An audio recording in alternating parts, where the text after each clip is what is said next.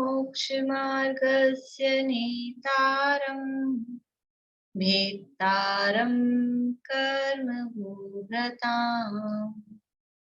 ज्ञातारं विश्वतत्त्वानां वन्दे तद्गुणलाब्धये वन्दे तद्गुणलाब्धये मोक्षमार्ग के नेता एवं कर्म पर्वतों के भेदक और विश्व के सब तत्वों के ज्ञायक चेतन संवेदक सद्गुण आप समान प्राप्त हो यही भावना भाकर देव विनय पूर्वक करूं वंदना बारंबार जिनेश्वर की बारंबार जिनेश्वर की। सूत्र सुनाने कौन सुना रहा है? आपने सुनाए थे ना, एक दो दिन नहीं सुनाए थे? गाथा पहले सुनाई थी, नहीं सूत्र सुना, एक दो दिन पहले गाथा सुनाई थी वो 10-12। प्रेक्षा परिचय जय चारित्र तपसा निर्जरा च सम्यक योग निग्रहो गुप्ति ईर्या भाषेष्ण दान निक्षेपोत्सर्गा समित्यः उत्तम क्षमा मार्दव आर्दव शौच सत्य संयम तपस्यागा किंचन्य ब्रह्मचर्याणि धर्मः अनित्या शरण संसारकत्या न्यत्वा शुच्य आश्रव संवर निर्जरा लोक बोधि दुर्लभ धर्म स्वाख्या तत्वानुचिंतन मनुप्रेक्षः मार्गाच्यवन निर्जरार्थम परिशोढव्या परिशः शुद्ध पिपासा शीतोष्ण दंश मशक नागन्या रति स्त्री चर्या निषद्या शय्या क्रोश वध याचना लाभ रोग तृण स्पर्श मल सत्कार पुरस्कार प्रज्ञा ज्ञाना दर्शनानि सूक्ष्म सांप्राय छद्मस्त वीतराग योश चतुर्दश एकादश जिने पादर सांप्राय सर्वे ज्ञाना वर्णे प्रज्ञा ज्ञाने दर्शन मोहांतराय योर दर्शना लाभो चारित्र मोहे नागन्या रति स्त्री निषद्या क्रोश याचना सत्कार पुरस्कारः वेदनीय शेषः एकाद्यो भाज्या युग पदे कस्मिन्नै कोनविंशतिः सामयिकत् छेदोपस्थापना परिहार विशुद्धि सूक्ष्म सांप्राय यथा ख्यातमिति चारित्रम् अंशना मौदर्य वृत्ति परिसंख्यान रस परित्याग विविक्त शय्यासन काय क्लेशा बाह्यम तपः प्रायश्चित विनय वैयावृत्य स्वाध्याय विसर्ग ध्यानान्युत्तरम् नव चतुर्दश पंच द्विभेदा यथा क्रमं प्राग ध्यानात् आलोचना प्रतिक्रमण तदुभय विवेक विसर्ग तपश्चेद परिहारोपस्थापनः ज्ञान दर्शन चारित्रोपचारः आचार्योपाध्याय तपस्वी शैक्ष ग्लान गण कुल संग साधु मनोज्ञानां वाचना प्रक्षणानुप्रेक्षां न्याय धर्मोपदेशः बाह्याभ्यंतर पद्योः उत्तम सहनन फिर से बोलो बाह्याभ्यंतरो पद्योः उत्तम सहननस्य एकाग्र चिंता निरोधो ध्यान मांतर मूर्तात् आर्त रौद्र धर्मे शुक्लानि परे मोक्ष हेतु आर्तम अमनोज्ञस्य संप्रयोगाय तद्विप्रयोगाय स्मृति समन्वहारः विपरीतम मनोज्ञस्य वेदनायाश्च निदानं च तद अविरत देशविरत प्रमत्त संयतानां हिंसा नृत स्तेय विषय संरक्षणेभ्यो रौद्रम अविरत देश विरत्योः आज्ञा पाय विपाक संस्थान विचयाय धर्म। बढ़िया।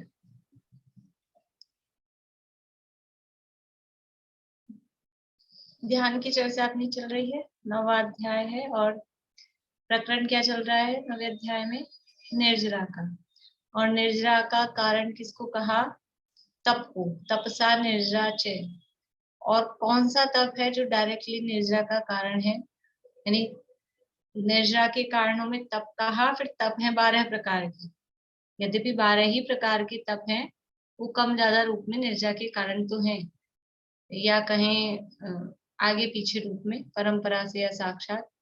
पर जो साक्षात निर्जरा का कारण इससे कर्म नष्ट होते हैं, वो कौन सा तप है? वो है ध्यान तप। और ध्यान भी 4 प्रकार का है। तो कौन सा ध्यान निर्जरा का कारण है? आर्त और तो आश्रव बंध का ही कारण है, निर्जरा के कारण नहीं है। लेकिन फिर भी आप देखो ध्यान की श्रेणी में उनको रखा गया है, एकाग्रता होने से, उस तरफ स्मृति समन्वयहार है इसलिए, नहीं तो है तो वो किसके कारण? आश्रव बंध के ही कारण है। अब है जो कर्मों के नाश का निर्जरा का साक्षात कारण है, वो तो है शुक्ल ध्यान। लेकिन वो शुक्ल ध्यान की प्राप्ति कैसे हो? क्योंकि अनादिकाल से अभ्यास किया कभी तो हुआ नहीं है, अनादिकाल से अभ्यास है केवल आर्त ध्यान और रौद्र ध्यान का ही, तो सीधा वो शुक्ल ध्यान इतनी उच्चता वो प्राप्त नहीं हो सकती है। तो बीच में एक और ध्यान है, उसका नाम है धर्म ध्यान। धर्म ध्यान किसे कहते हैं? धर्म सहित जो ध्यान है, धर्म के लिए जो ध्यान किया जाता है, धर्म पूर्वक जो ध्यान होता है, उसका नाम धर्म ध्यान कहा जाता है। कितने प्रकार का होता है धर्म ध्यान? कांता आंटी आपने याद किए नाम धर्म ध्यान के?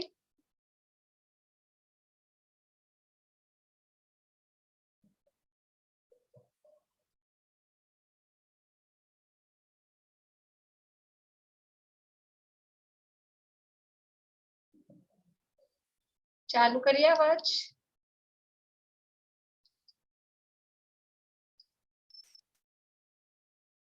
चालू नहीं हो पा रही।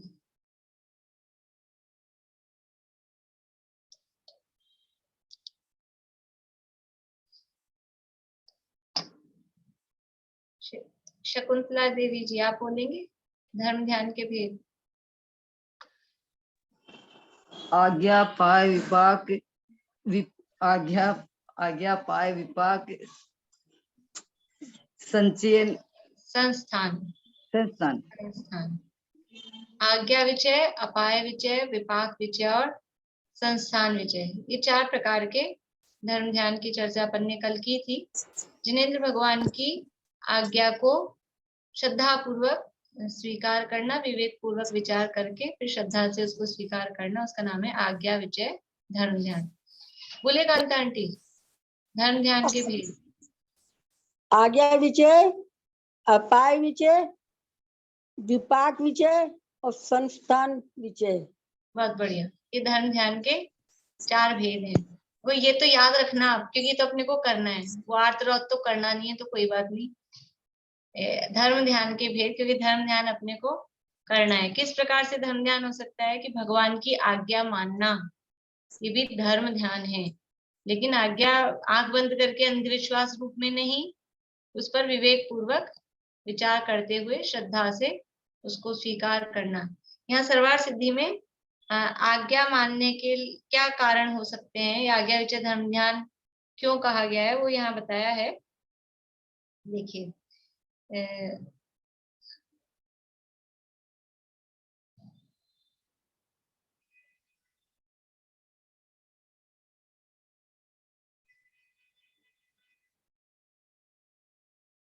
आज्ञा विचय धर्म ध्यान क्यों होता है, उसके लिए यहाँ पर कारण बताए हैं।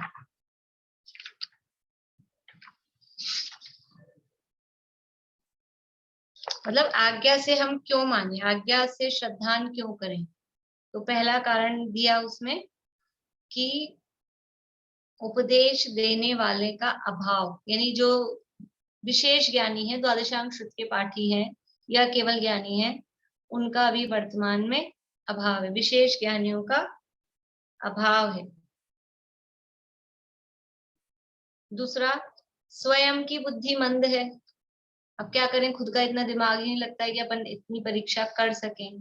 इतना हमारा बुद्धिमंद का मतलब हमारे पास में जो ज्ञान है वो मतिशुद्ध ज्ञान है, विशेष ज्ञान अपने पास में है नहीं, तो हमारी बुद्धि मंद है। हम उतना हम नहीं कर सकते हैं कि हम जो प्रथमानियोग की या कर्णानियोग की बातें हैं उनकी हम परीक्षा कर सके।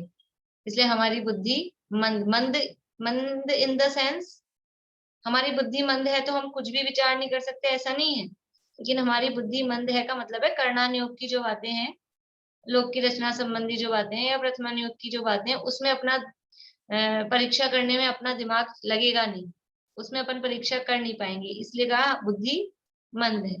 ठीक है, यानी बाहर में विशेष ज्ञानियों का अभाव है और अपने पास विशेष ज्ञान का अभाव है। दूसरा पॉइंट ये हो गया, अपने पास में वो विशेष ज्ञान नहीं है, अपनी बुद्धि मंद है। और फिर आगे क्या कि कर्मों का उदय, आवरण कर्मों का तीव्र उदय, सूक्ष्म कम है। तो कर्मों का उदय होने से, और फिर कहा कि जो पदार्थ हैं वो सूक्ष्म है, पदार्थ हैं वो सूक्ष्म है, इसलिए उनको आज्ञा से मानना पड़ता है। इतने सूक्ष्म है कि हमारे ज्ञान गम्य नहीं होते हैं। मूल में जो वस्तुएं हैं, मूल में जो द्रव्य है, वो द्रव्य दिखता है किसी को? क्या किसी को आंख से द्रव्य दिखता है क्या? कोई दिखते हैं ना इतने सारे पुद्गल, ये पुद्गल द्रव्य दिखता है क्या हमको? ये पुद्गल द्रव्य नहीं दिख रहा है, ये पुद्गल की पर्याय है। ये स्कंद दिखते हैं ना, स्कंद क्या होता है? स्कंद पर्याय होती है। मूल पुद्गल द्रव्य क्या है? वो तो परमाणु होता है। आंख से परमाणु दिखता है क्या किसी को? नहीं दिखता। जीव द्रव्य दिखता है क्या आंख से किसी को? जीव दिखते तो है, चलते फिरते हम सब बैठे हैं जब जीव दिख रहे हैं। ये सब असली जो द्रव्य है, जीव द्रव्य, वो नहीं दिख रहा है। शरीर सहित व्यवहार जीव दिख रहा है। धर्म धर्म आकाश काल वो दिखते हैं क्या? वो तो अमूर्तिक हैं, किसी भी रूप में से मूर्तिक नहीं हो पाते हैं, दिखते ही नहीं है। इसलिए मूल द्रव्य दिखता नहीं है, वो पदार्थ सूक्ष्म है। ये तो मूल द्रव्य तो दिखता ही नहीं, और भी समझ लो पर्याय भी सूक्ष्म है, उनके गुण नहीं दिखते हैं, उनकी पर्याय नहीं दिखती हैं। तो द्रव्य सूक्ष्म होने से, इन कारणों से हम आज्ञा से मान रहे हैं, क्योंकि वर्तमान में कोई ऐसे ज्ञानी है नहीं अपन उनसे जाके पूछ लें तो अपने को विश्वास हो। तो ये जो आज्ञा है, जो उपदेश आया है अपने पास में परंपरा से, उससे मानते हैं। या अपने पास विशेष ज्ञान हो तो अपन उससे कुछ कर सकें, अपने पास भी विशेष ज्ञान नहीं है। और कर्मों का उदय तीव्र है, ज्ञानावर्ण आदि कर्मों का उदय है, सूक्ष्म इतना कहाँ है? विशेष। ज्ञानावर्ण आदि कर्मों का विशेष सूक्ष्म होता है, तो वो विशेष ज्ञान रिद्धियां टाइप के ज्ञान हो जाते हैं। फिर हमारे तो वो भी कर्मों का उदय है, वो भी कोई विशेष ज्ञान नहीं, कोई रिद्धि विद्धि अपने को हो। और फिर पदार्थ ही इतना सूक्ष्म है, पदार्थ सूक्ष्म है तो उसको हम अपनी बुद्धि से पकड़ नहीं पाते हैं। इसलिए ये सब कारण दिए कि इसलिए आज्ञा से अवधारण करना, इन सब बातों को आज्ञा से अवधारण करना, उसका नाम आज्ञा विजय धर्म ध्यान है।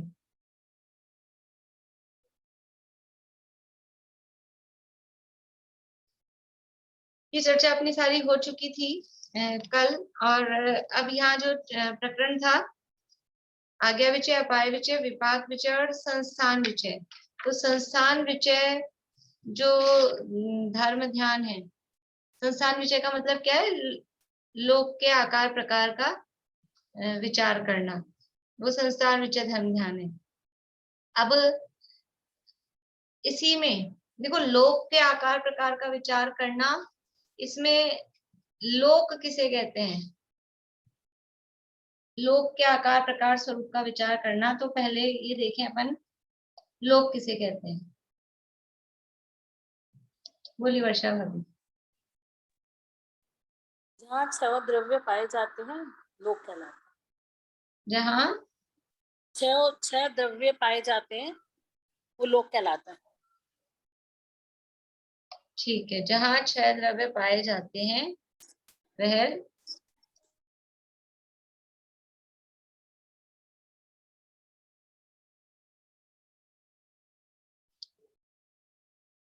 जहाँ छह द्रव्य पाए जाते हैं वह लोक कहलाता है। और कोई परिभाषा?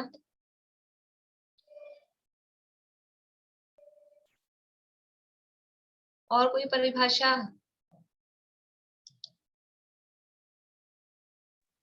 अरे उसमें तो बात है। चौदह राजलोक को ये 3 लोक जो है 14 राजलोक के नाम से कहलाता है। और इसमें ऊर्ध्वलोक, मध्यलोक और अधोलोक तीनों लोगों का सम्मिलित होता है। ये तीनों, इसमें तीनों लोक आते हैं। और इसमें इसमें आकाश जो है लोकास्तिकाय रहता है।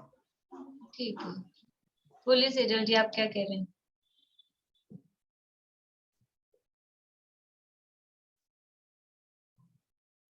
देखो लोक के स्वरूप का विचार करते हैं तो लोक, एक तो जो यहाँ 6 द्रव्य पाए जाते हैं वो लोक है। हम लोगों ने लोक भावना पढ़ी है, लोक भावना पढ़ी है, तो लोक कितने प्रकार के होते हैं वहां पढ़ा था। बोलो प्रीति। निश्चय से तो अपना आत्मा ही लोक है जिसमें सभी द्रव्य झलक रहे हैं, पूरा लोकालोक झलक बढ़िया। यानी एक तो जहाँ 6 द्रव्य पाए जा रहे हैं वो तो बाहर का लोक है, और निश्चय से अपना चैतन्य लोक, अपना शुद्धात्मा, वो अपना लोक है ना। और उसमें भी 2 तरह के देखे थे लोक भी, जो बाहर वाले लोक है ना, उसमें भी एक तो लोक का रचनात्मक रूप, 3 लोक हैं, ऊर्ध्वलोक, मध्यलोक, अधोलोक, एक तो वो, और एक षड द्रव्यात्मक लोक, तो 6 द्रव्यों के स्वरूप, 6 द्रव्यों के समूह को विश्व कहते हैं ना, विश्व मतलब लोक। तो उन 6 द्रव्यों के स्वरूप की तरफ से लोक को देखना, और एक ऊर्ध्व मध्य अधोलोक रचनात्मक भौगोलिक स्वरूप की तरफ से लोक को देखना। ध्यान आ रहा है आप लोगों को। लोक भावना में अपन ऐसे 2 प्रकार से लोक भावना का मतलब, ये तो 2, और फिर तीसरा चैतन्य लोक, ऐसे 3 अर्थ अपन ने किए थे। कुछ लोगों को तो याद आ गया इसका मतलब, है ना। और जिनको याद नहीं आया उनको सोचना चाहिए कि हमने पढ़ा, हम थे तो सही, याद क्यों नहीं आ रहा है। ठीक है, 3 तरह से लोक के अर्थ अपन ने देखे थे।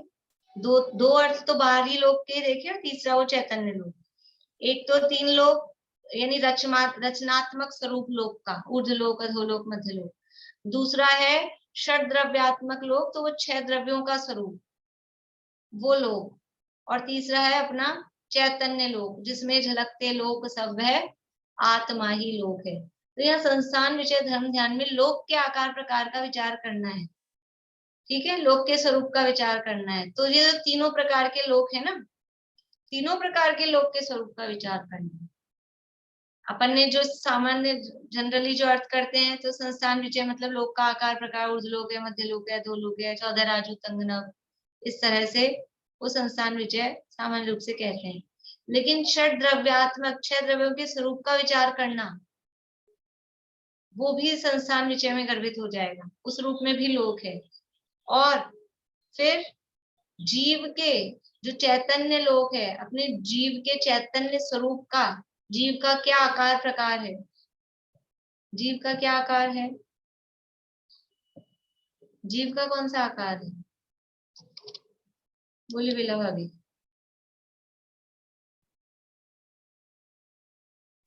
जीव का नहीं, लोक का मैं आकार बोल रही थी। अच्छा, लोक का होता है, जीव का आकार में क्या दिक्कत है। जो लोक का आकार है वही जीव का आकार है। जो लोक का आकार है वही जीव का आकार है। ठीक, बढ़िया। जो अपने शरीर का आकार होता है वही जीव का आकार होता है। जो शरीर का आकार है वही जीव का आकार है, ये भी सही है। ठीक है ना।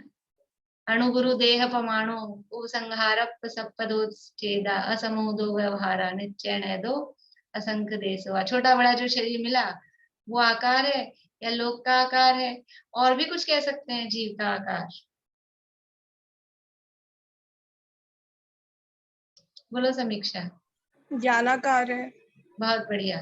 जीव आदानान पमाणु, जीव का क्या आकार है, जीव का जो ज्ञान का आकार है वो जीव का आकार है। ठीक है ना, बढ़िया। और बोलिए भाई साहब। ये हम अनम्यूट करिए वापस, आप म्यूट हो गए। लोकालोक ज्ञान है तो हमारा आत्मा भी जो है लोकालोक प्रमाण है, ऐसा कुछ गाथा है ना। लोकालोक प्रमाण नहीं, लोक प्रमाण ही। लोक प्रमाण, ज्ञान, अच्छा ज्ञान लोकालोक में पहुंच जाता है उस अपेक्षा से। हाँ, तो वो ज्ञान प्रमाण में वो लोकालोक प्रमाण आ जाए। ठीक है, देखिए ये ऐसा, ये अब ये इसमें कोई गलत नहीं जवाब। ये इसका नाम धर्म ध्यान है, संस्थान विषय धर्म ध्यान।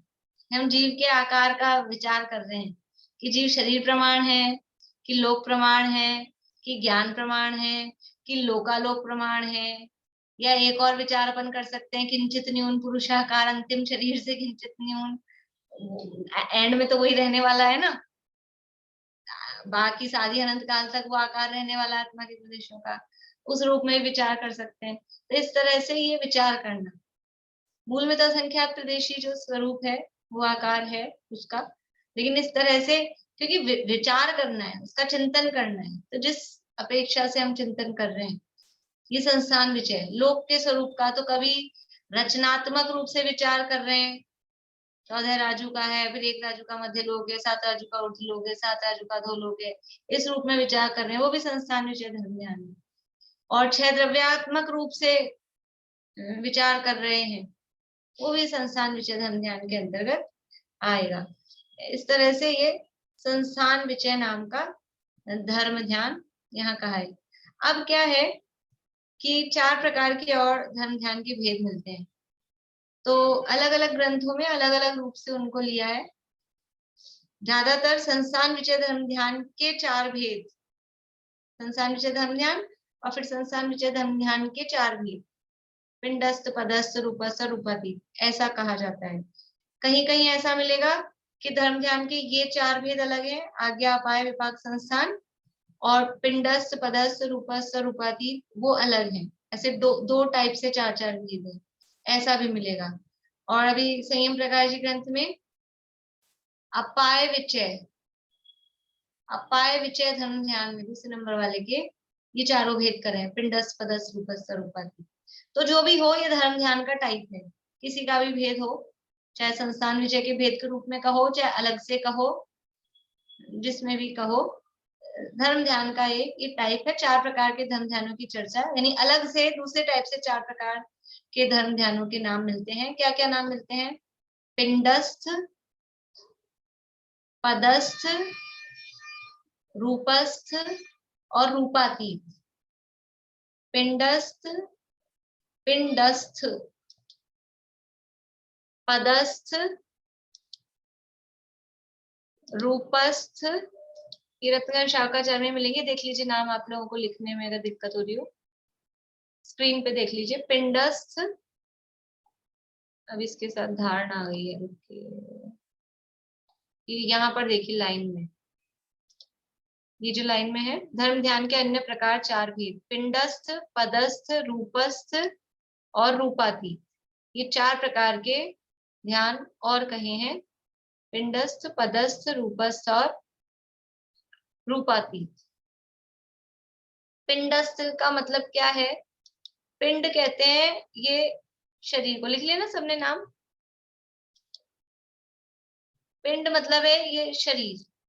पिंड में जो स्थित है, कौन स्थित है?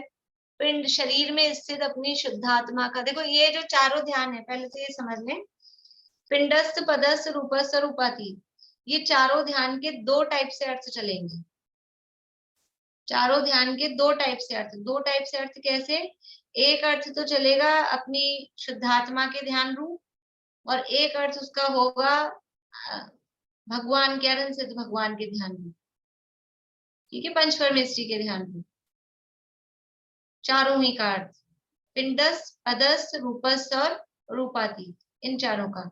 तो पहला अपन करें शुद्धात्मा के ध्यान रूप, तो पिंड यानी शरीर में जो स्थित शुद्धात्मा है, उस शुद्धात्मा का ध्यान करना, वो कहलाएगा पिंडस्थ ध्यान।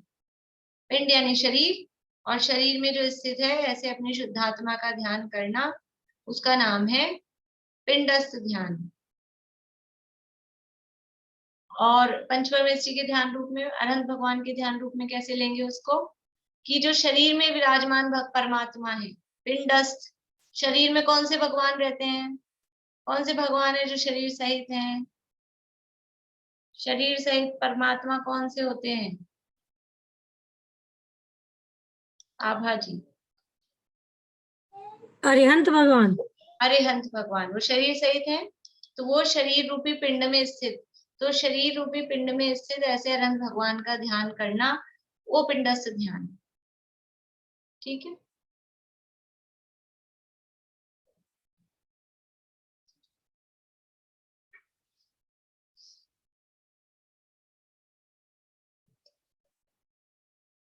अब ये जो पिंडस्थ ध्यान है, इस पिंडस्थ ध्यान के अंतर्गत 5 धारणाएं बताई गई हैं।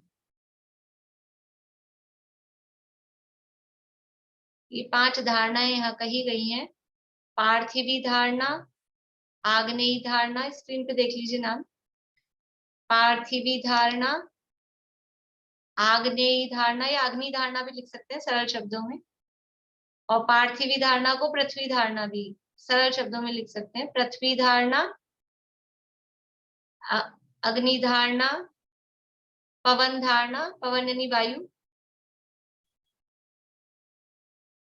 वारुणी धारणा, इसको जल धारणा भी कहते हैं,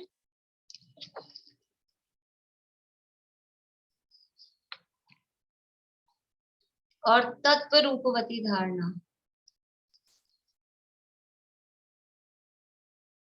ये 5 धारणाएं इस पिंडस्थ ध्यान के अंतर्गत कही गई हैं। बोलिए अशांति। क्या दिखाई आपने लिंग? शरीर रूपी पिंड में स्थित भगवान आत्मा का ध्यान पिंडस्थ ध्यान है।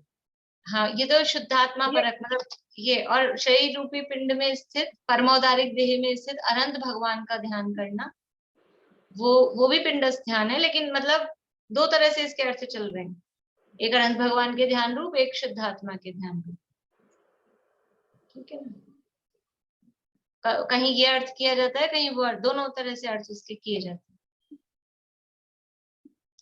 देखिए अब ये 5 धारणाओं का वर्णन यहाँ इस पिंडस्थ ध्यान के अंतर्गत आता है। बोलिए कांता आंटी। वो मैंने लिखा नहीं, फोन इधर उधर हो गया, 5 धारणाएं नहीं लिखी। लिखिए पृथ्वी धारणा, हाँ, फिर अग्नि धारणा, हाँ, पवन धारणा, हाँ, और वारुणी धारणा, वारुणी यानी जल, वारुणी धारणा, हाँ, और एक और है, तत्व रूपवती, या स्क्रीन पे लिखे नाम ये तत्व रूपवती। तत्व रूप। हाँ,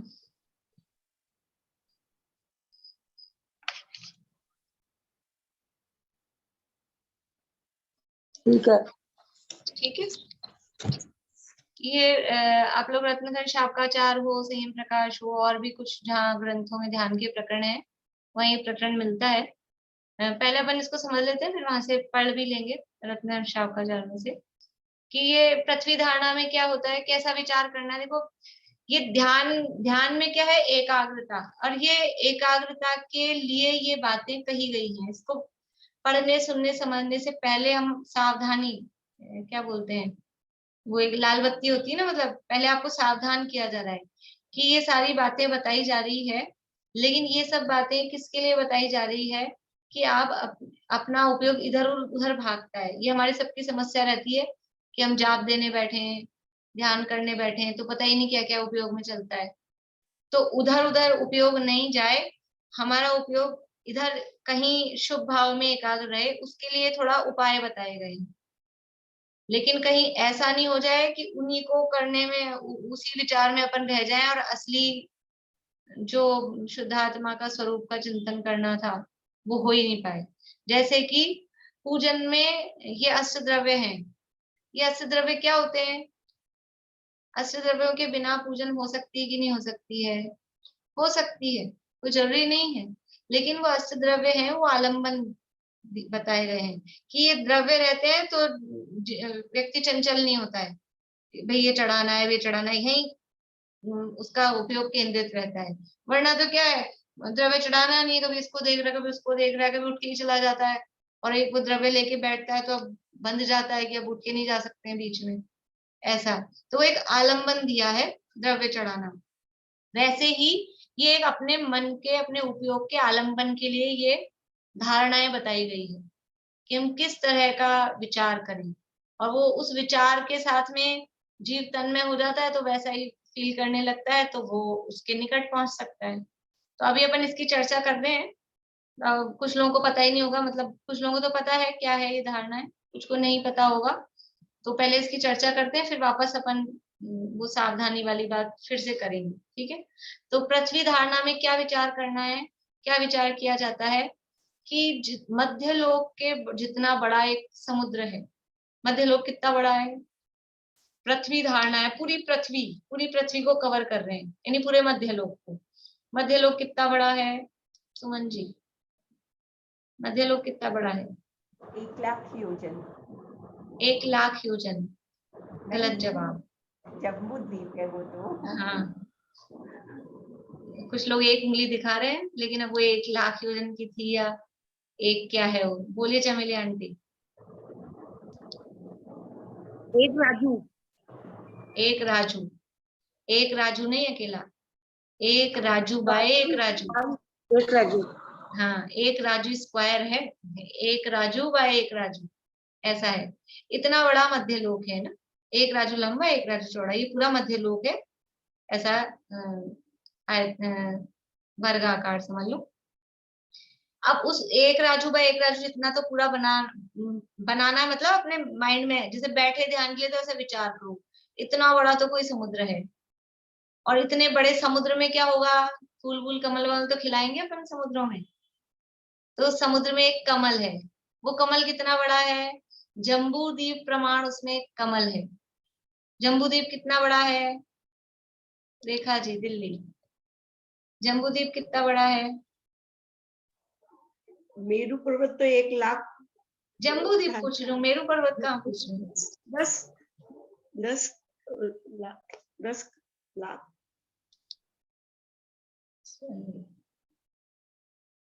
और कौन कौन महानुभाव हैं?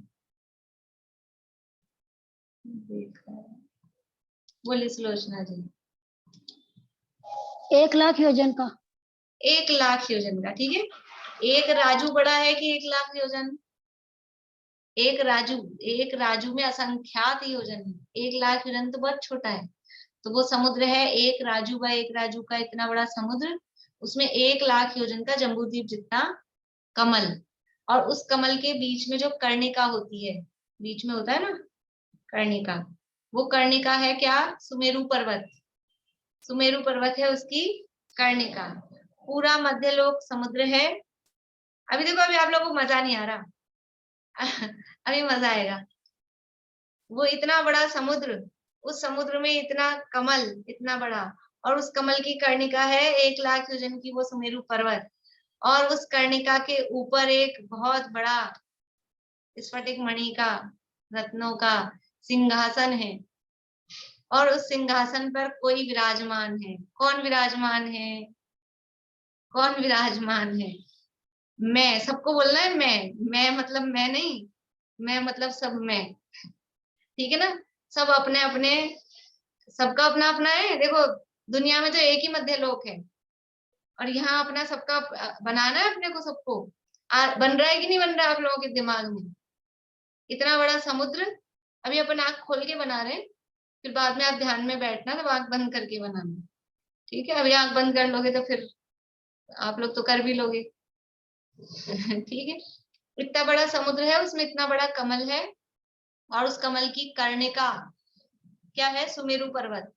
उस सुमेरु पर्वत पे एक सिंहासन है, उस पर मैं विराजमान हूँ। ऐसा हमको उस पृथ्वी धारणा के अंतर्गत ऐसा विचार करना है। ये कहलाती है पृथ्वी धारणा।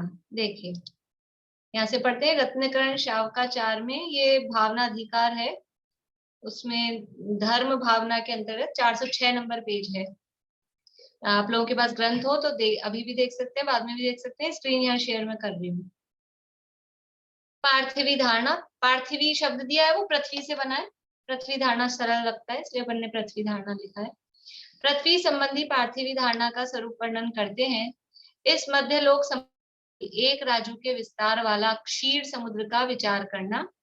क्षीर समुद्र का किस प्रकार विचार करना? वो समुद्र कैसा है? शब्द रहित, लहरों रहित, पूर्ण शांत निःशब्द, सफेद पाला या बर्फ के समान उज्जवल, ऐसे समुद्र, क्षीर समुद्र का विचार करना। उस क्षीर समुद्र के बीच में तपाए हुए स्वर्ण के समान अपरिमित प्रभा का धारक 1,000 पंखुड़ी युक्त पद्मराग मणिमय उदयरू केशरावली युक्त एक कमल का विचार करना। वो कमल कैसा है? 1,000 पंखुड़ी वाला कमल, 1,00,000 योजन विस्तार वाला, और 1,000 उसमें पंखुड़ियां हैं। और कैसा है वो? पद्मरागमणि में। पद्मरागमणि में मतलब वो कमल जैसा जो कलर होता है, वो पद्मरागमणि का वैसा कलर होता है। उस रूप केसरावली, केसर जिसमें से उसकी वो है, उसमें इस प्रकार के कमल का विचार करना। और कमल कैसा है? जम्बूद्वीप समान 1,00,000 योजन के विस्तार का कमल का विचार करना, उसके बीच में चित्त रूपी भौरे को प्रसन्न करने वाली मेरु के समान कर्णिका अपनी कांति से दसों दिशाओं को पीला करती हुई शोभायमान है। यानी फूल के बीच में वो जो बीच वाला होता है ना, कर्णिका बोलते हैं, पराग क्या बोलते हैं, जिसपे भौरे मंडराते रहते हैं, ऐसा मेरु पर्वत है, वो कर्णिका के समान है। उस कर्णिका के बीच में शरद ऋतु के चंद्रमा की कांति के समान उज्जवल उच्च एक सिंहासन। शरद ऋतु के चंद्रमा की कांति मतलब एकदम सफेद, ऐसा स्फटिक मणि जैसा, उस उच्च सिंहासन पर आप, ये आप मतलब अपना अपना आप है सब, आप सुख रूप राग द्वेष रहित संसार में उत्पन्न कर्म समूह को नष्ट करने में उद्यमी बैठा हुआ है, ऐसा विचार करना। उस सिंहासन पे तो बैठा है, लेकिन कैसे बैठे हैं? सुख रूप है, सुख से बैठे हैं, और कैसा है? राग द्वेष रहित, और संसार में उत्पन्न कर्म समूह को नष्ट करने में उद्यमी। यानी वहां बैठे हैं तो किस काम के लिए बैठे हैं? सुमेरु पर्वत के ऊपर सिंहासन पे कर्मों को नष्ट करने के लिए कमर कस के उद्यमी तैयार बैठे हैं, बिल्कुल ऐसा वो आप, यानी मैं वहां पर बैठा हूं, ऐसा विचार करना। अब बताओ, हम ये विचार करेंगे तब इधर उधर ध्यान जाएगा, शाम को सब्जी क्या बनानी है, ध्यान करने बैठेंगे तो ये इसलिए इसको उपयोग की एकाग्रता के लिए ऐसा हम विचार करें, कल्पना करें। अब इसके लिए आपको, अगर हमको मध्यलोक पता है, हमको जम्बूद्वीप पता है, हमको सुमेरु पर्वत पता है, तब तो हम अच्छे से उपयोग उसमें लगा, मतलब हमको वो महिमा आएगी, थोड़ा आनंद भी आएगा, भाव भाषण हो पाएगा। और नहीं तो सुमेरु पर्वत ही क्या चीज है मालूम नहीं। विचार करें कितना ऊंचा सुमेरु पर्वत, उसके ऊपर हस्तिनापुर का सुमेरु पर्वत किस किसने देखा है? हस्तिनापुर में है ना सुमेरु पर्वत, कौन कौन गए हैं ऊपर तक? काफी लोग गए हैं, सब हाथ खड़ा कर रहे हैं, कुछ ही लोग हैं जो नहीं गए। अरे रजनी जी, आप वहां रहते हो और फिर हस्तिनापुर नहीं गए, हरियाणा में रहते हो, बढ़िया, ठीक है। तो उसके ऊपर तक गए हैं, ऊपर तक जब टॉप तक जाते हैं तो कैसा लगता है? कितनी ऊंचाई पे आ गए? वो कितना सा ऊंचा है, कितना सा ऊंचा है, उसकी हाइट क्या है? वो कुछ ऊंचाई नहीं है, मतलब कुछ, मतलब वो बहुत ऊंचा है, लेकिन असली सुमेरु पर्वत के आगे क्या है? वो कुछ भी नहीं है। उसकी ऊंचाई पे पहुंचते अपने को ऐसा लगता है चक्कर आने लगे कुछ लोगों को तो, कि कहाँ आ गए, मतलब जो लोग कमजोर दिल वाले होते हैं ऐसे, ऐसा घूम जाए ऐसे। और वहां अपन ऊपर बैठे होते हैं तो ही अपने को ऐसा लगता है कितने ऊपर हैं, और ये सुमेरु पर्वत 1,00,000 योजन की ऊंचाई पर वहां विराजमान है। तो वो भाव भाषण, मतलब उपयोग एकाग्र भी होता है, थोड़ा भाव भाषण भी उसका होता है। और अब मैं बैठा क्यों हूँ वहां पर? असली बात क्या है? क्या करने बैठा हूँ? आनंद लेने, घूमने, दुनिया देखने, वहां बैठ के, वहां चढ़ के नीचे के लोगों को देखने, कि कर्मों का नाश करने के लिए। वो कर्मों का नाश कैसे होगा, उसके लिए अगली धारणा है, ठीक है। अभी तो इतना विचार किया, ये हो गई पृथ्वी धारणा, ठीक है। वहां ऐसा विचार करना, क्या विचार करना है वहां बैठ के? एक उज्जवल शोभ रहित शब्द रहित मध्यलोक के बराबर विस्तार वाले क्षीर समुद्र के बीच में जम्बूद्वीप के बराबर तपाए हुए स्वर्ण के समान कांति का पुंज, ये सब वही है, ऊपर वाली बात को कही है। इसके बाद मतलब इतना वहां सेट हो गए, अपन वहां बैठ गए और वहां अपने आप को बैठ के विचार कर रहे हैं, हम कर्मों को नाश करने के लिए रेडी हैं, तैयार हैं। इसके बाद में पार्थिवी धारणा का जब दृढ़ अभ्यास हो जाए, यानी ये विचार अपने सेट हो जाए, अभ्यास हो जाए उसका, तब उस स्फटिक मणिमय सिंहासन में बैठे हुए अपने नाभि मंडल में फिर क्या विचार करना है? देखो पहले अपन पढ़ लेंगे, फिर एक बार समझ लेते हैं। वहां बैठे हैं, अब वहां हम बैठे हैं तो क्या विचार करना है कि हमारे नाभि में, नाभि मंडल में एक कमल है, ऐसा कमल है कि 16 पंखुड़ी वाला एक कमल है नाभि की तरफ, और ऐसा ऊपर पंखुड़ी वाला, ठीक है, ऐसे खुला हुआ, क्या बोलेंगे, खिला हुआ। नाभि तो समझते हैं, नाभि स्थान में एक कमल है ना। और एक कमल है यहाँ हृदय स्थान में, वो 8 पंखुड़ी वाला, और वो उल्टा नाभि मंडल में है, इस तरह से ऊपर पंखुड़ियां खुली हुई हैं, और हृदय में है वो नीचे की तरफ उल्टा। ठीक है, अब वो जो नाभि में है उसकी 16 पंखुड़ियां हैं, उस पे क्या करना है, क्या विचार करना है। देखो, नाभि मंडल में मनोहर 16 है, उन्नत पत्ते वाला, उन्नत पत्ते वाला मतलब ऊपर की तरफ वो पत्ते खिले हुए हैं। एक कमल का विचार करना, उस कमल के एक एक पत्ते के ऊपर बैठी 16 स्वरों की पंक्ति, यानी एक 16 पत्ते हैं, एक एक पत्ते पे क्या लिखना है, एक एक स्वर। स्वर कौन से होते हैं ये बताए हैं यहाँ पे, अ आ ई उ यानी छोटा बड़ा, छोटी बड़ी, छोटा ऊ बड़ा ऊ, छोटा री बड़ा री। यहाँ पर जो छपा है ना पीडीएफ में, दोनों एक से ही दिख रहे हैं, पर वो छोटा री में एक ही होता है, बड़े री में 2 ये होते हैं। ठीक है, तो री री और ये री भी एक से दिख रहे हैं यहाँ पे, ये प्रिंटिंग की मिस्टेक है। ये एक री एक होता है री की मात्रा, तो वो छोटा री, और फिर वो डबल होती है तो वो री बड़ा वाला हो जाता है, ऐसा री री। ए आई ओ औ अंग अह। आप लोगों को नहीं आ रहा हो तो कोई बच्चे हों, पोता पोती हों फर्स्ट सेकंड क्लास में, उनकी किताबों में मिल जाएंगे। ये 16 स्वर होते हैं, अ आ ई उ री री री री ए आई ओ औ अंग और अह। इस प्रकार वो 16 पत्तों पर ये 16 स्वर लिखे हुए विचार करना, ऐसे स्थापित कर देना। फिर उस कमल की कर्णिका, वो जो कमल है 16 पत्ते वाला, उसके भी बीच में कर्णिका तो होगी, बीच की जो होती है उसको कर्णिका बोलते हैं।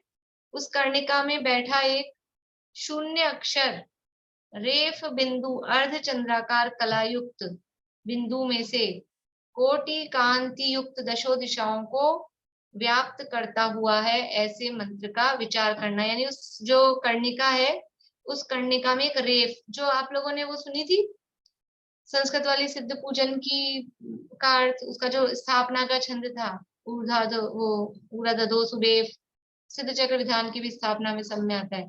तो वो जो एक चित्र दिखाया था उसमें वो ऐसा रेफ था और वो बन रहा था, इस तरह का वो जो कर्णिका है, उस कर्णिका में एक र जैसा बना हुआ है, और उस रेफ में से धुआं निकल रही है, और वो धुआं ऊपर तक जाएगी।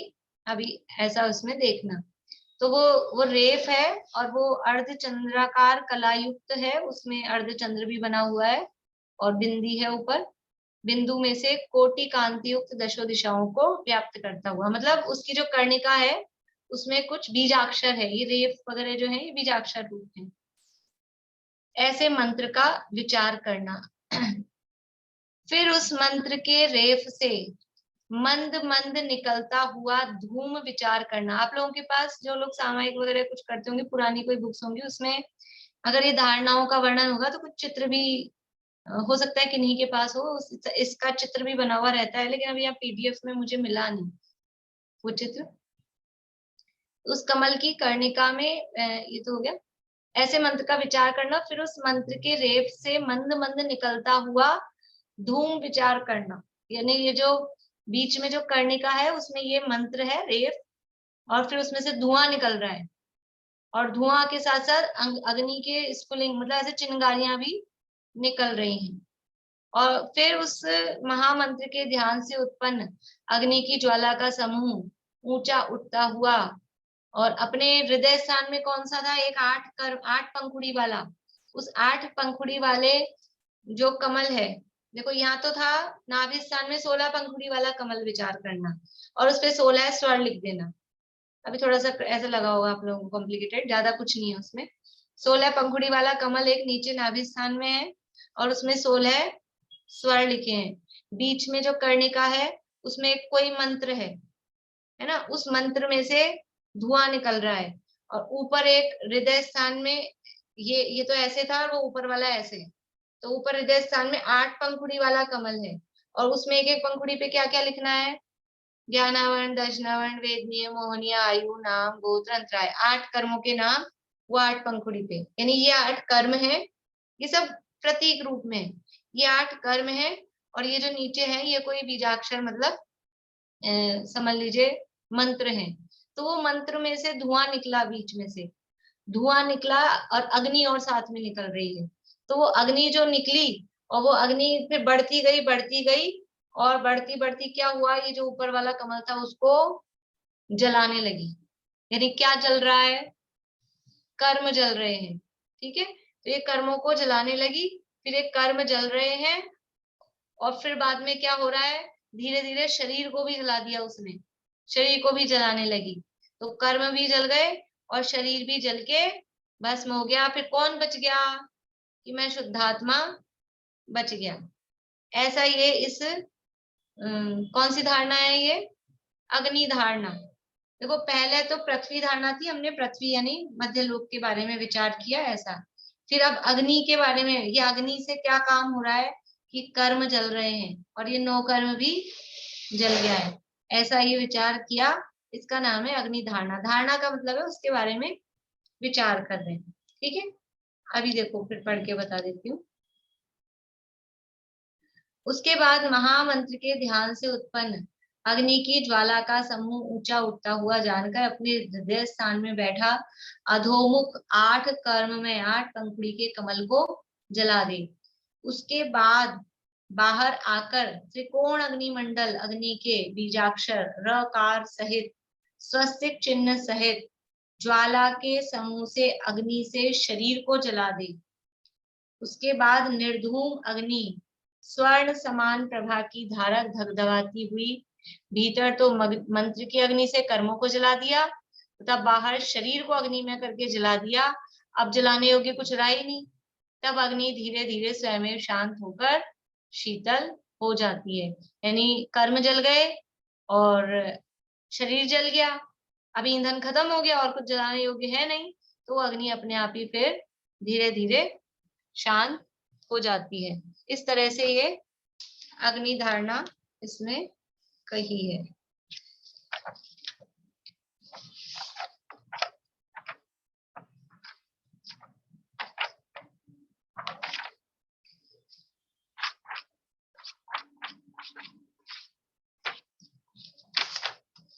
देखिए अगर मैं ऐसे दिखाने की कोशिश करती हूँ आप लोगों को चित्र, अगर आप लोगों को समझ में आए तो। इसको विजुअलाइज करने के लिए कोई वीडियो है क्या? ऐसे तो ना बहुत कॉम्प्लिकेटेड हो गया। नहीं कॉम्प्लिकेटेड नहीं है, कॉम्प्लिकेटेड वो शब्द है, इसलिए मैंने शब्द इसलिए पढ़े कि अपने शाखा जब पढ़ते हैं तो फिर वो शब्द समझ नहीं आते। उसमें इतना ही विचार करना है कि एक कमल नीचे है नाभि स्थान में, एक कमल ऊपर है हृदय स्थान पे, और नीचे वाला कमल है वो तो मंत्र रूप है, उसमें 16 पंखुड़ियां हैं। ऊपर वाला कमल है वो 8 कर्मों का प्रतीक है। तो नीचे जो मंत्र वाला कमल है उसमें से अग्नि निकली, और अग्नि निकली तो ऊपर वाले कमल को उसने जला दिया, यानी कर्मों को जला दिया। उस मंत्र ने कर्मों को जला दिया और फिर बाद में शरीर को भी जला दिया, और ऐसे वो धुआं वो चारों तरफ व्याप्त हो गई। जो कुछ जलने योग्य था वो सब जल गया। मतलब ये विचार करना है कि ध्यान से वो कर्म जल रहे हैं, ऐसा उसमें मतलब दिखाना चाहते हैं उस धारणा में कि ध्यान के माध्यम से एक कर्म जल रहे हैं।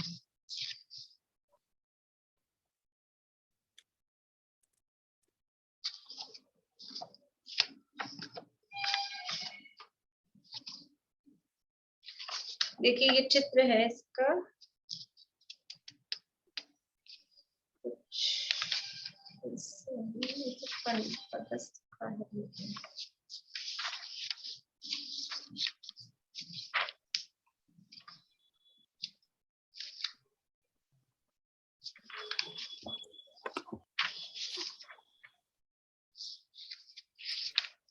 इसका तो नहीं है वो चित्र।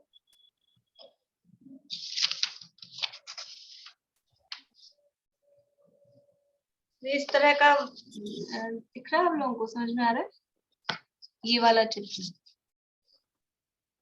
वो जो उसमें भी यही दिखाया था, जो मेरे को अभी वो निकालना पड़ेगा, वो भी मैं कल निकाल के रखूंगी तो शेयर कर दूंगी।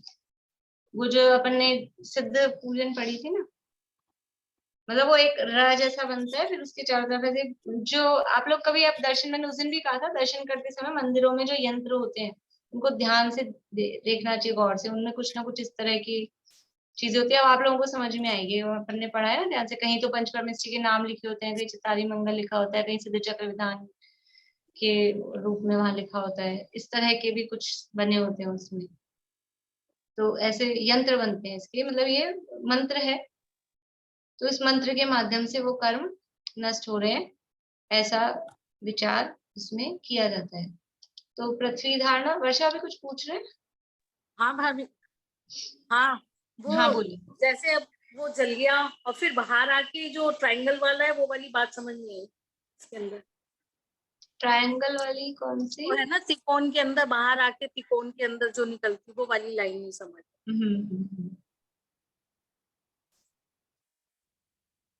ये ये बाहर शरीर को अग्नि में करके जला दिया ये? नहीं, अच्छा, ये उसके बाद त्रिकोण बाहर आके अग्निमंडल, ये हाँ, ठीक है। हाँ। उसके बाद बाहर आकर त्रिकोण अग्निमंडल, अग्नि के बीजाक्षर से स्वस्तिक चिन्ह से ज्वाला, ये वही है, मतलब ऐसा अग्नि का ऐसा ट्रायंगल जैसा बन गया है, ऐसा विचार करना है। यूं बैठे ना अपन ध्यान में ऐसे बैठेंगे तो एक आउटलाइन बनाएंगे, तो नीचे से चौड़ा हिस्सा होगा, आलती पालती लगा के बैठे हैं, और ऊपर से वो ट्रायंगल जैसे शेप बनती है। ध्यान में जब व्यक्ति बैठेगा तो उसकी बाहरी आप आउटलाइन बॉर्डर देखोगे तो ट्रायंगल टाइप का बनेगा ना, क्योंकि ये हिस्सा तो छोटा है और नीचे से फैला हुआ है, तो वो ऐसा ट्रायंगल, तो ऐसे ट्रायंगल में वो अग्नि और उसका धुआं ऐसे ट्रायंगल रूप से फैल गया, वो त्रिकोण हो गया, वो त्रिकोण शब्द का है। बोलिए अशांति। ये अलग अलग है पार्थिव धारणा, अग्नि धारणा, या एक के बाद एक क्रम से है? एक के बाद एक क्रम से, क्रम है बिल्कुल। पहले पार्थिवी धारणा का विचार करना, उसमें पहली लाइन ये दी है रत्न शाकाचार्य में भी, पार्थिवी धारणा का अभ्यास दृढ़ हो जाए उसके बाद में फिर ये विचार करना, क्योंकि आगे अभी कंटिन्यू होगा। अभी ये जैसे कर्म जल गए हैं, अब जल गए तो कचरा हो गया, अपने कागज वागज जला देते हैं तो वो राख हो जाती है। अब वो राख हो गई, उस राख का क्या करें, सफाई भी तो होनी चाहिए। तो अभी अगली धारणा में इस राख की सफाई होगी, तो पहले हवा से उड़ाएंगे, फिर बरसात करके धुलाई करेंगे, खाली झाड़ू से काम नहीं चलेगा, तो फिर धुलाई भी उसकी होएगी, और फिर उसमें तत्व रूपवती, फिर तत्वों का चिंतन, इस तरह से पांचों हैं, तो पांचों का एक क्रम भी है बराबर से। तो इस तरह से अपनी अब 2 धारणाओं की बात हुई है, और बाकी की धारणाओं की फिर कल कर लेंगे अपन अच्छे से चर्चा, भी हड़बड़ी सी हो जाएगी नहीं तो, है ना। हल्का सा तो मैंने आपको बता ही दिया है कि फिर इसके बाद में वायु धारणा है, फिर वारुणी, वारुणी का मतलब है वो बादल आ रहे हैं आकाश से, वारुण वो, तो वो बारिश हो रही है, उसके संबंध में विचार है। और फिर तत्व रूपपति, फिर तत्वों के स्वरूप के बारे में चिंतन। कौन से ध्यान की चर्चा चल रही है? ये धर्म ध्यान के अंतर्गत पिंडस्थ ध्यान। उस पिंडस्थ ध्यान में ये 5 धारणाओं का वर्णन बहुत जगह मिलता है। आप लोगों ने मतलब रत्न शाकाचार तो पढ़ते ही हैं जनरली लोग, उसमें तो है ही, और भी जो भी कोई सामायिक पाठ वगैरह की अगर बुक्स होती हैं, थोड़ी अगर उसमें हिंदी में डिटेल थोड़ा होता है तो उसमें ये होता है 5 धारणाओं के बारे में वर्णन। और सबसे मुख्य रूप से ये वर्णन मिलता है ज्ञानार्णव, वो ज्ञानार्णव नाम का शास्त्र है शुभ चंद्राचार्य का, उसमें वो पूरा शास्त्र ही मुख्य रूप से ध्यान के संबंध में, तो डिटेल में खूब वर्णन है, अलग अलग श्लोक लिखे हैं इसके बारे में। बोलिए अशांति। पहले तो धर्म ध्यान का चौथा ध्यान संस्थान विजय, फिर उसके बाद संस्थान विजय के फिर 4 ध्यान, पिंडस्थ, पदस्थ, रूपातीत, रूपस्थ और रूपातीत, फिर पिंडस्थ के फिर 4, ये 5 धारणा। हाँ, ये खाली पिंडस्थ के, फिर अभी पदस्थ रूपस्थ के अलग आएंगे, सब वो अलग है, उनमें फिर भेद नहीं है कुछ भी, वो बस उसका स्वरूप ही है, ये इसी में है बस 5 धारणा है, बाकी फिर कल हो जाएगा पूरा। ऐसा है।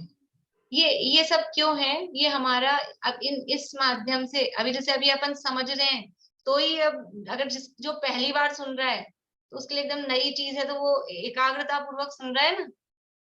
तो अब ये जब हम करने बैठेंगे, ऐसा विचार करेंगे, करना है आप लोगों को, ये खाली पढ़ने के लिए नहीं है, ये तो थ्योरी है, प्रैक्टिकल सबको करना है, बैठ के विचार करना है, थोड़ी देर समय सोच के कि हमको कम से कम 10 मिनट तो बैठे रहना है, कम से कम 15 मिनट, मैं तो कम से कम कह रही हूँ, अब 1 घंटा भी बैठ सकते हो, कोई बात नहीं है।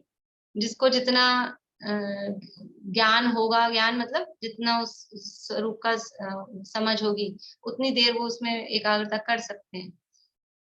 तो ऐसा ये ध्यान के लिए तो कहा है, तो ये प्रैक्टिकल अपने को करके देखना है, इस तरह का विचार, आनंद आएगा, इधर उधर से बच जाएगा। भले ही अभी आत्मा पकड़ में नहीं आ रही हो, लेकिन वो अशुभ से बच के इधर कंसंट्रेशन बनेगा। और ये क्योंकि इसको धर्म ध्यान तो कहा है ना, तो ये धर्म ध्यान तो कर ही सकते हैं। और उस समय कुछ इधर उधर की कोई बातें नहीं, कुछ विचार नहीं आएंगे। तो ये एकाग्रता के लिए ये बताया गया है, लेकिन सावधानी ये है कि खाली इसी में नहीं अटक जाना, क्योंकि ये किया था एकाग्रता के लिए। असली तो ध्यान का ध्येय क्या है?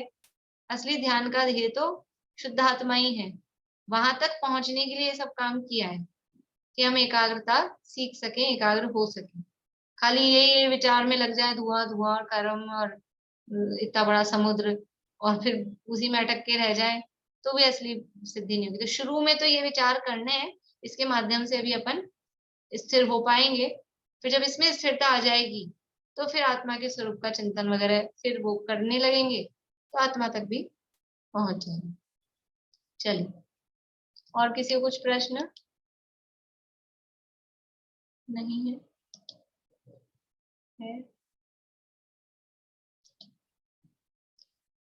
भाभी देखो, जैसे इसका ऐसे ही विचार करें ना, पृथ्वी धारणा का एक राजू विस्तार वाला मध्य लोक समान गोल क्षीर समुद्र का विचार करें।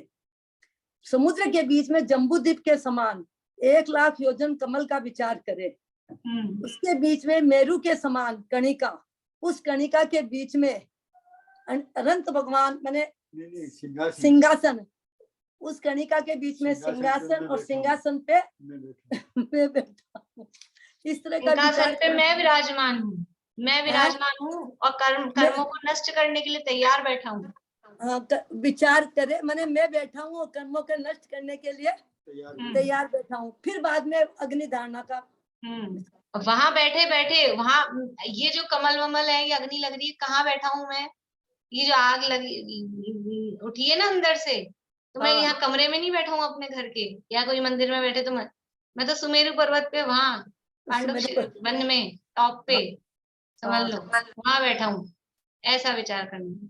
फिर बाद में उस तरह वो कमल का नाभि के बीच कमल 12 पंखुड़ी वाला, उसका ए आ ई उ री री री री ए आई ओ अंग 16 पंखुड़ी वाला कमल है।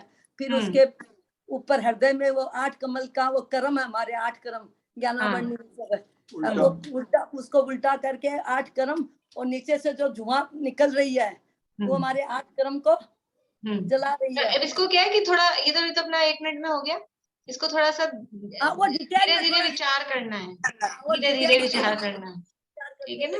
हाँ, इसकी भी एक क्लास हो सकती है पूरा की यही तो हो रही है, यही तो हो रही क्लास, और क्या होगी? नहीं, क्या होता है जब हम खुद करते हैं ना तो हमारा कंसंट्रेशन गायब हो जाता है। जब नहीं होएगा, नहीं होगा। एक साथ करते हैं। अच्छा आपने समझाया, और ये रत्नकण श्रावकाचार्य लेके बैठी, उससे समझ में नहीं आता, वो शब्द थोड़े कठिन लगते हैं ना। उसमें आपने जो समझाया ना, ये चीज ऐसे लगता है दिमाग में बैठ गई।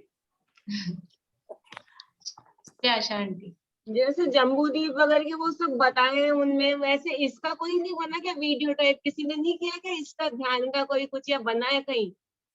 देखने में नहीं है, सर्च कर सकते हैं यूट्यूब पे या गूगल पे सर्च कर सकते हैं। वो हो सकता है वो 3D वगैरह में बन गए, उस तरह से बन गए, ऐसे इसका कुछ नहीं बना? मेरे को ध्यान में नहीं है, देख लेंगे सर्च करके अगर हो तो। एक बार उसकी फोटो भी देखेंगे ना तो। अरे अपने तो ज्ञान में फोटो है ना, आपने तो इतने बार मतलब जम्बूद्वीप का और मध्य लोक का ये आइडिया है, थोड़ा भाव वजन तो है सुमेरु पर्वत का, तो ऐसे भी अपन तो कर सकते हैं, इतना कोई वो नहीं। लेकिन जैसा कि वो वीडियो देख लेंगे तो आपको वही ध्यान आएगा। ऐसे आप अपनी इमेजिनेशन से करेंगे कुछ भी, वरना तो फिर वीडियो में जो होगा ना, अभी देखो जिस सबने रामायण देखी टीवी में सीरियल में, तो राम के नाम पे वही दिखता है अरुण गोविल, सीता के नाम पे वही, क्योंकि वो देख लिया तो वो वही दिखता है अपने को, और ऐसे अपनी एक कल्पना रह सकती है। बोलिए सुमन जी। हाँ, ये जम्बूद्वीप और उसके बाद जो द्वीप और समुद्र है वो तो गोलाकार है, चूड़ी के आकार, और मध्य लोक का आकार है वो चौकोर है। हाँ, मध्य लोक चौकोर है, लेकिन वो द्वीप समुद्र गोलाकार है। हाँ, ये मैंने पहली बार ही आज सुना है, तो क्लियर कर दिया। ठीक, बोलिए शशि। उसमें तो ये जो बोल रहे हैं ना जैन डिजिटल टेक्नोलॉजी वाली बात कर रहे हैं, उसमें तो जो लाइव है उसको बताया, ये अपन काल्पनिक बातें कर रहे हैं, है ना? ये जो अपन सोच रहे हैं ये कमल है और कमल के ऊपर अपने हृदय का कमल उल्टा आ गया, ये तो काल्पनिक है ना, अपन कल्पना कर रहे हैं ना, एक्चुअल में तो ये है नहीं। तो ये उन्होंने डिजिटल टेक्नोलॉजी वालों ने मुझे लगता है काल्पनिक चीजों का कुछ किया है एनिमेशन। नहीं मालूम नहीं, मैं वही तो कह रही हूँ, मुझे आइडिया नहीं, मैंने देखा भी नहीं। आप लोगों ने किसी ने देखा हो? अब तक जो देखती हूँ ना उसमें तो जो रियल है वो दिखाते हैं, काल्पनिक नहीं दिखाते वो। बोले भाई साहब। ये मध्यलोक जो ना त्रसनाड़ी का जो आकार है, एक राजू चौड़ा एक राजू लंबा, वही आकार में है पूरा मध्यलोक। वही आकार, एक राजू भाई एक राजू, बिल्कुल। चलिए जनवाणी स्थिति करते हैं।